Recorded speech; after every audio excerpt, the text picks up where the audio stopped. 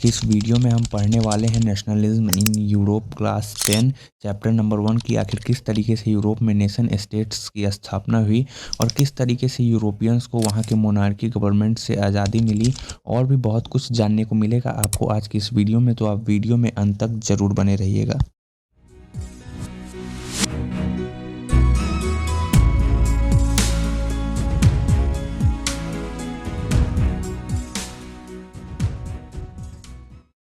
Chapter शुरू होता है फ्रेंच रिवॉल्यूशन से। फ्रांस जो कि उस समय यूरोप में एब्सोल्यूट मोनार्की के अंडर में हुआ करता था और वहाँ पे इस चीज़ को लेकर के रिवॉल्यूशन हो गया और लोग मोनार्की से सारा पावर अपने हाथ में ले लिए। और इसी रिवॉल्यूशन के दौरान कई सारे न्यू आइडिया को इंट्रोड्यूस किया गया फ्रांस में। पहला था ला पैत्रे द फादरलैंड, सेकेंड था ले सिटिजन द सिटीजन।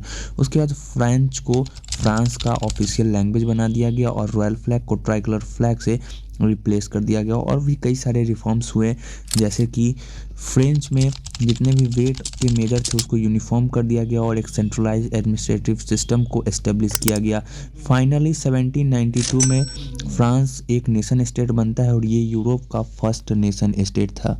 हमारा अगला टॉपिक है फ्रेंच अंडर नेपोलियन। नेपोलियन जो कि फ्रांस में डेमोक्रेसी को ख़त्म कर दिया गया और नेपोलियनिक कोड को इंट्रोड्यूस किया 1804 में, जिसमें पहला था कि जितने भी बर्थ प्रिविलेज थे क्लर्जी और नोबिलिटी को उसको हटा दिया गया। दूसरा रिफॉर्म था कि कानून के आगे जितने भी लोग थे उन सभी को इक्वली ट्रीट किया जा रहा था। तीसरा रिफॉर्म जो कि इस कोड के द्वारा आया था वो था राइट टू प्रॉपर्टी, सारे लोगों को प्रॉपर्टी का अधिकार था। और एडमिनिस्ट्रेशन को और भी सिंप्लीफाइड डिवीज़न में बांट दिया गया। नेपोलियन ने जो भी रिफॉर्म्स लाए उसके दो इम्पैक्ट हम सभी को यूरोप में देखने को मिलते हैं। पहला इम्पैक्ट गुड इम्पैक्ट, जैसे कि जितने भी गिल्ड और रिस्ट्रिक्शन थे टाउन में उन सभी को हटा देना और सर्फडम और पहले से जो सिस्टम एग्जिस्ट करता था फ्यूडल सिस्टम उसको ख़त्म कर देना। ये मेनली एक ऐसा सिस्टम था जिसमें लैंडलॉर्ड के ज़मीन पे एक पुअर फार्मर और उसका आने वाला पीढ़ी काम करता था। उसके अलावा जो बैड इम्पैक्ट था ये सबसे ज़्यादा प्रभावित किया क्योंकि नेपोलियन ने पीपल को पॉलिटिकल अधिकार नहीं दिया और उसके इस अधिकार को छीन लिया। और उसके इसी बैड रिफॉर्म्स और बैड इम्पैक्ट की वजह से हम सभी को नेपोलियन का फॉल फ्रांस में देखने को मिला और फ्रांस के गद्दी से नेपोलियन हट जाता है। नेपोलियन जो कि वॉर ऑफ वाटरलू में ब्रिटेन, पर्शिया, रशिया और ऑस्ट्रिया के कंबाइंड फोर्सेस से हार जाता है और इस हार के बाद उसको एक पीस ट्रीटी साइन करना पड़ता है जिसको ट्रीटी ऑफ वियना कहा गया 1815 में। और इसको होस्ट कर रहे थे ऑस्ट्रियाई चांसलर ड्यूक मेटरनिक, जो कि ऑस्ट्रिया के चांसलर थे और इसको वियना सिटी में होस्ट किया गया था। उसके बाद जो ट्रीटी के द्वारा चेंज लाए गए यूरोप में, आखिर वो क्या क्या थे? तो जो सबसे पहला चेंज लाया गया वो ये था कि फ्रांस में जो पहले से बर्बन डायनेस्टी रूल कर रही थी उसको फिर से पावर में रीस्टोर कर दिया गया। और उसके बाद जो दूसरा मेजर चेंज हम सभी को इस ट्रीटी से देखने को मिलता है वो ये मिलता है कि नेपोलियन ने जितने भी टेरिटरी को यूरोप में जीता था उन सभी को फिर से फ्रांस को लूज़ करना पड़ता है।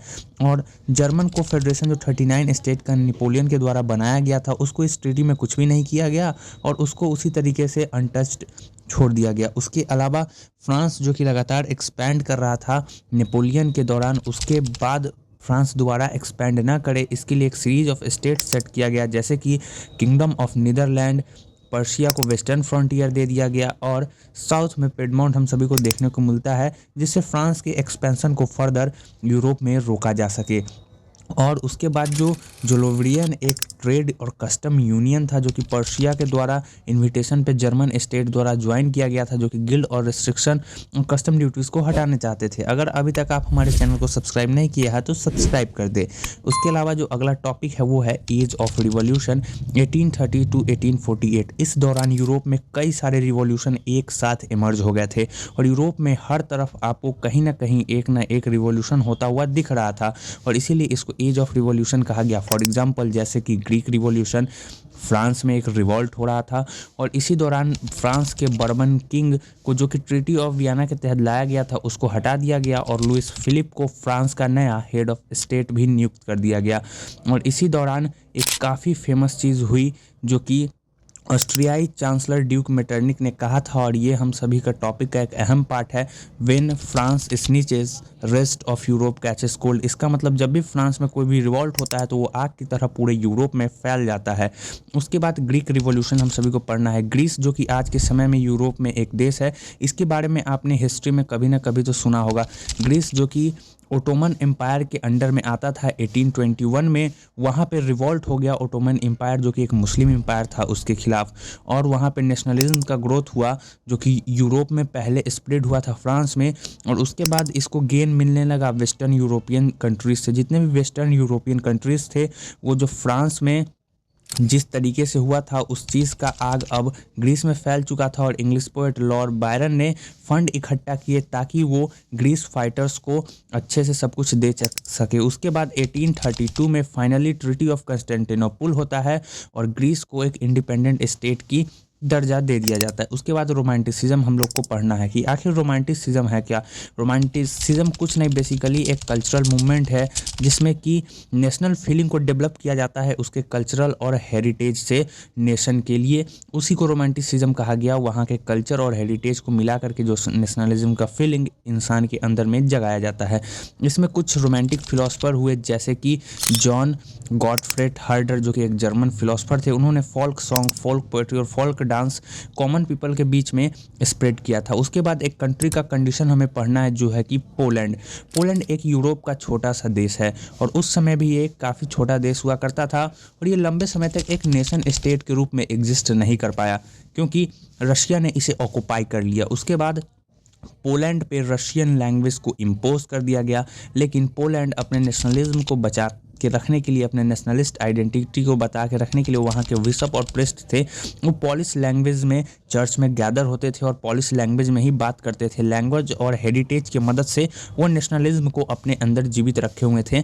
इसी को हम लोग समझ सकते हैं रोमांटिसिज्म, और रोमांटिसिज्म का ये एक काफ़ी बढ़िया एग्जाम्पल है। उसके बाद हमें पढ़ना है hunger, hardship and popular revolt. उस समय यूरोप में भूखमरी, हार्डशिप और कई सारे क्रांति हम सभी को एक साथ देखने को मिल रही थी, और आखिर इस सब का वजह क्या था। तो 1830 में एक ग्रेट इकोनॉमिक हार्डशिप हम सभी को यूरोप में देखने को मिलता है, क्योंकि जितने भी ग्रामीण रूरल एरिया थे वहाँ से लोग जॉब की तलाश में शहर आते हैं, और इस वजह से शहर में पॉपुलेशन ओवर क्राउडेड हो जाता है, काफ़ी ज़्यादा डेंस हो जाता है। उसके बाद 1848 में फूड शॉर्टेज हम सभी को फ्रांस में देखने को मिलता है, काफ़ी ज़्यादा अनएम्प्लॉयमेंट फैल जाता है, और इस वजह से वहाँ के लोग मोनार्की के अगेंस्ट रिवॉल्ट कर देते हैं क्योंकि खाने को खाना नहीं था और पैसे कमाने के लिए रोज़गार यानी एम्प्लॉयमेंट जॉब नहीं थे, और जो वर्कर्स भी थे जो काम कर रहे थे उनके कंडीशन काफ़ी ज़्यादा ख़राब और काफ़ी ज़्यादा हार्श थे। इस वजह से लोगों ने फ्रांस के खिलाफ, वहाँ के मोनार्की के खिलाफ रिवॉल्ट स्टार्ट कर दिया, और इसका रिजल्ट ये रहा कि फ्रांस के नेशनल असेंबली ने ये गारंटी किया कि 21 साल से ऊपर के लोगों को जॉब दिया जाएगा। उसके बाद हम सभी को पढ़ना है cause of hunger and hardship, जो कि एक क्वेश्चन उठता है कि आखिर इसका रीज़न क्या था। तो पहला रीज़न था इकोनॉमिक क्राइसिस, जितने भी एग्रीकल्चर और इंडस्ट्रीज क्राइसिस हुए इस वजह से फूड शॉर्टेज हो गया। दूसरा था पॉपुलेशन ग्रोथ, उस समय यूरोप में काफ़ी ज़्यादा तेज़ी से पॉपुलेशन ग्रो हुआ, उसके खाने के लिए फूड नहीं थे और एम्प्लॉयमेंट नहीं थी जिससे गरीबी फैली। और तीसरा चीज़ था सोशल इनइक्वलिटी, यानी समाज में जितने भी धन और दौलत थे वो सारे के सारे लैंड लॉर्ड, लैंड ऑनर के और एरिस्टोक्रेट्स के पास थे, और पुअर लोग के पास कोई भी रिसोर्स का कंट्रोल नहीं था।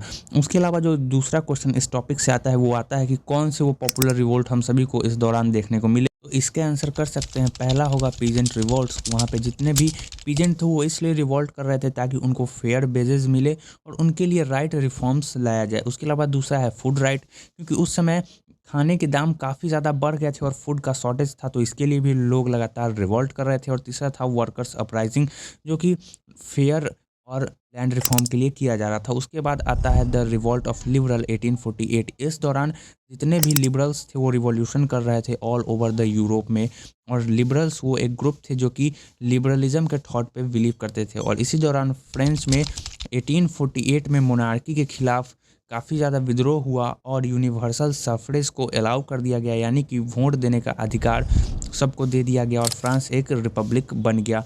और उसी दौरान यूरोप के अलग अलग कोने में जितने भी लिबरल मिडिल क्लास के लोग थे वो नेशन स्टेट के लिए डिमांड कर रहे थे जिसका बेस कॉन्स्टिट्यूशन के लिया जाए, और वहाँ पे फ्रीडम ऑफ प्रेस और फ्रीडम ऑफ एसोसिएशन उन सभी को मिलना चाहिए। और ये लिबरल मिडिल क्लास लगातार यूरोप के अलग अलग भाग में डिमांड कर रहे थे। उसी दौरान जर्मनी में घटना होता है, लार्ज नंबर ऑफ जितने भी एसोसिएशन थे वो सब एक साथ आते हैं, सभी ये डिसाइड करते हैं कि जितने भी इलेक्टेड रिप्रेजेंटेटिव होंगे वो सभी के सभी जर्मनी के लिए एक कॉन्स्टिट्यूशन को ड्राफ्ट करेंगे जिसका मॉडल होगा कि वहाँ के सरकार को पार्लियामेंट के द्वारा चलाया जाएगा, मोनार्की के द्वारा हेड किया जाएगा। लेकिन वहाँ के राजा को ये प्रपोजल अच्छा नहीं लगता है और उसको ये रिजेक्ट कर देते हैं और जर्मनी में वो चाहते हैं कि मोनार्की भी आगे कंटिन्यू करे और शासन को देखे। तो हम इस चैप्टर के वीडियो को यहीं पे ख़त्म करते हैं और आगे का टॉपिक हम नेक्स्ट वीडियो में कंक्लूड करेंगे।